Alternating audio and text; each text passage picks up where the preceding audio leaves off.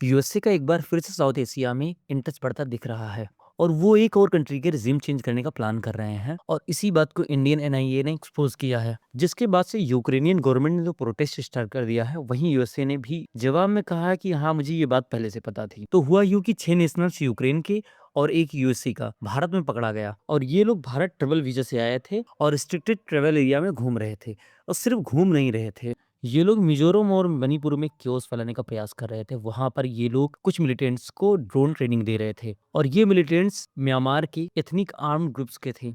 अब सबसे इम्पोर्टेंट बात यह है कि इसमें जो एक अमेरिकी नेशनल था जिसका नाम मैथ्यू वेंडेक था, वो यूएसए के कई सारे सीक्रेट मिशन पर काम कर चुका है और सीआईए का सदस्य था और उसने अपने एक्स पर पोस्ट भी किया था कि उसने 2011 में लीबिया में गद्दाफी के अगेंस्ट वार लड़ा था और साथ ही साथ son of liberty international security company को भी रन करता है और डॉक्यूमेंट्री फिल्म मेकर भी है। और उसने अपने एक्स के पोस्ट के जरिए ये भी बताया था कि वेनेजुएला के पीएम मादुरो को पकड़ने में उसका बड़ा हाथ था। वो वेनेजुएला में एक लंबे समय से एक सीक्रेट मिशन पर काम कर रहा था और इस सारी घटना के बाद में जब भारत ने यूएसए और यूक्रेन के सामने प्रश्न रखा तो यूक्रेनियन गवर्नमेंट ने तो प्रोटेस्ट करना शुरू कर दिया कि कई बार ऐसा होता है कि रिस्ट्रिक्टेड एरिया के बारे में पता नहीं चलता है और पर्सन वहां पे चला जाता है। यूएसए ने तो साफ कह दिया कि हाँ, मुझे पता था, लेकिन अभी तो हम मिडिल ईस्ट में फंसे हुए हैं। लेकिन इससे भी इम्पोर्टेंट बात यह है कि यूएसए कहता है कि हम तो म्यांमार में डेमोक्रेसी लेके आए हैं, क्योंकि म्यांमार में एक लंबे समय से आर्मी का रूल चल रहा है और ये तब से हुआ जब से ऑन्ग सैन सूली की सिविलियन गवर्नमेंट डेमोलिश हुई है। खैर, इन सब बातों से भारत पर जो सबसे बड़ा इम्पैक्ट पड़ने वाला था वो ये था कि अगर भारत